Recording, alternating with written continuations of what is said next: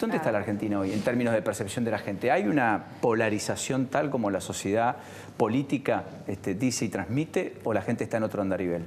Sí, la verdad que hay una sociedad bastante partida, ¿no? Si nosotros pensamos también que la elección pasada transcurrió hace apenas un año y medio, y donde fue una elección muy peleada, ¿no? Donde la sociedad estaba partida al medio, uno tal vez no lo ve tan explícito ni con tanta virulencia como se veía tal vez a fines del 2014, mediados del 2014, pero sí todavía hay una sociedad dividida que de alguna manera, digamos, cuando uno mira la gente, las opiniones de la gente de un lado y del otro, la verdad que lo que explica la diferencia, la variable que explica la diferencia es la afinidad partidaria o el apoyo o no al gobierno. Entonces, cuando uno toca temas como, por ejemplo, el conflicto docente, ve que hay una mitad que está a favor del gobierno y que cree que hay que enfrentar a las mafias sindicales y que cree que está en el camino correcto, y otra mitad que tal vez acusa a un gobierno de insensible, que no se pone en la piel del docente. O sea, la misma noticia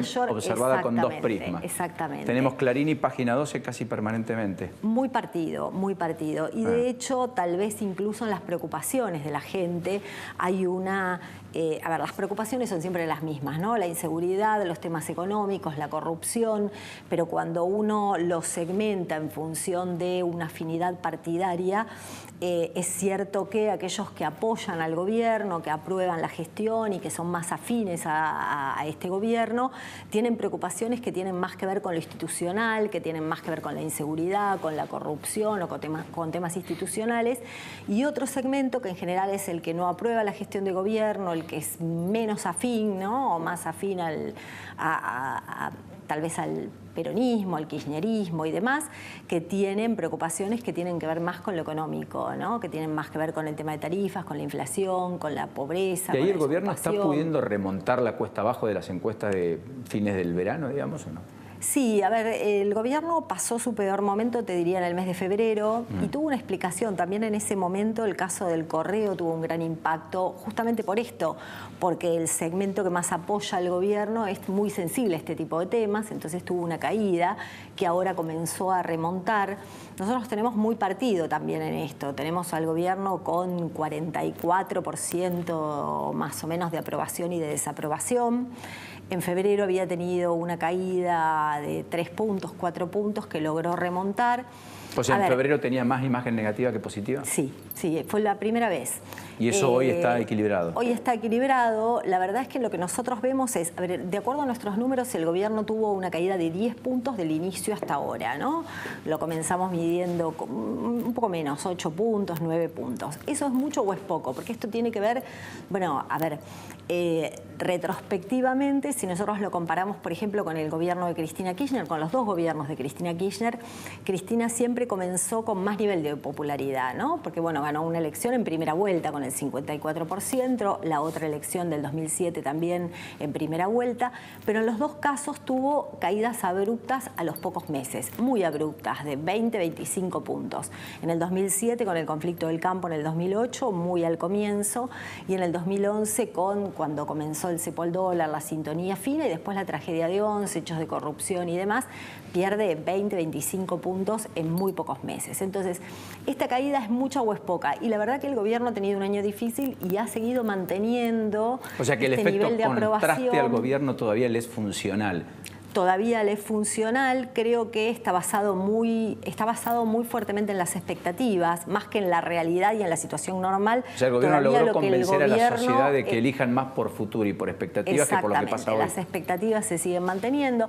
También la gente entiende que es muy poco el tiempo, ¿no?, que ha transcurrido. Nosotros tenemos elecciones cada 2 años y entonces ese ciclo político choca con el largo plazo permanentemente, y además de esto no tenemos elecciones cada 2 años, tenemos elecciones cada año y medio prácticamente, porque al instalarse desde la instalación de las PASO unos meses antes, nosotros, bueno, tuvimos elecciones donde el presidente asume en diciembre del 2015 y estamos hablando que en junio están cerrando las listas ya para las primarias del 2017. Entonces el lapso es muy chico y hay mucha gente que entiende que hay que darle tiempo. Y esto es lo que de alguna manera hoy tiene el gobierno a favor.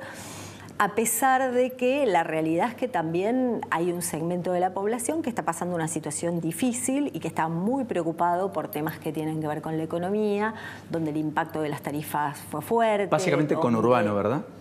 Conurbano, Gran Rosario, Gran Mar del Plata. Sobre todo conurbano, sectores, digamos, donde la realidad es que su acceso al consumo se ve muy restringido, donde sufren la recesión, donde uno tal vez está pensando en un crecimiento de la economía de 3 puntos, pero esos 3 puntos no son parejos en todo el país y en los sectores, en estos sectores de grandes centros urbanos y demás, que tal vez hoy cuando uno ve dónde están los mejores índices, y en Santa Fe, en Córdoba, más ligados al campo, más ligados a sectores que han tenido una reactivación mayor, ¿no? Entonces, hoy en el Gran Buenos Aires y en grandes centros urbanos o en alrededores de grandes centros urbanos, la verdad es que son los sectores más complicados. ¿Eso explica políticamente que Cristina esté fuerte y sólida en el conurbano, que Macri esté débil, que María Eugenia Vidal, pese a tener una imagen muy positiva y muy distinta a Macri, igual no pueda trasladar a los candidatos de Cambiemos lo suficiente como para en el conurbano mantener una buena elección?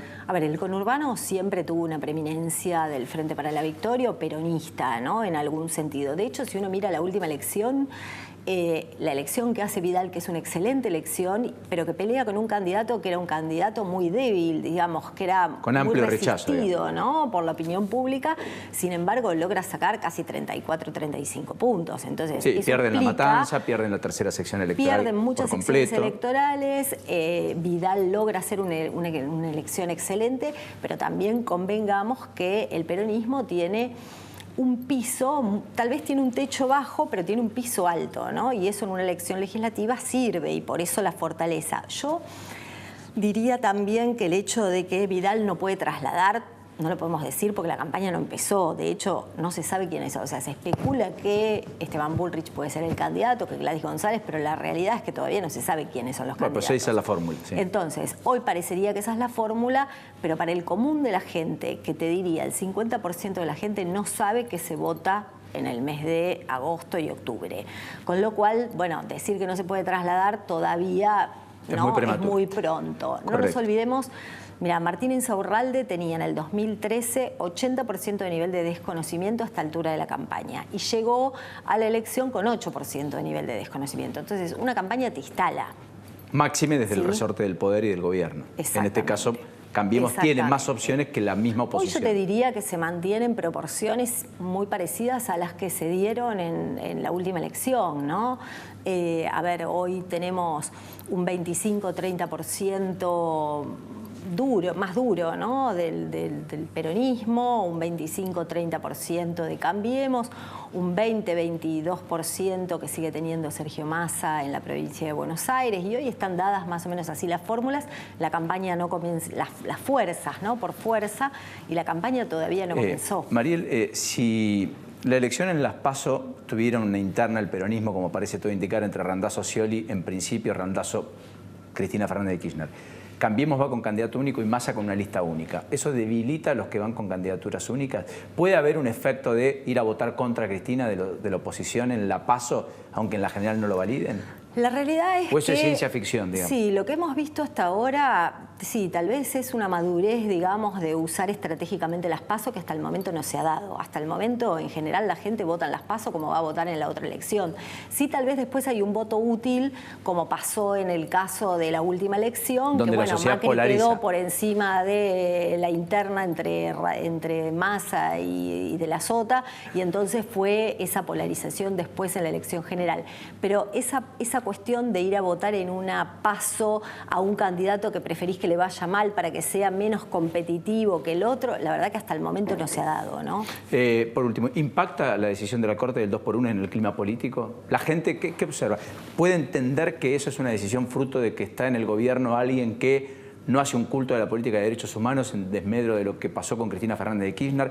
Esa es una relación que hacen muchos en la política y en particular se explota desde la oposición, pero que la gente no establece. ¿Qué ves?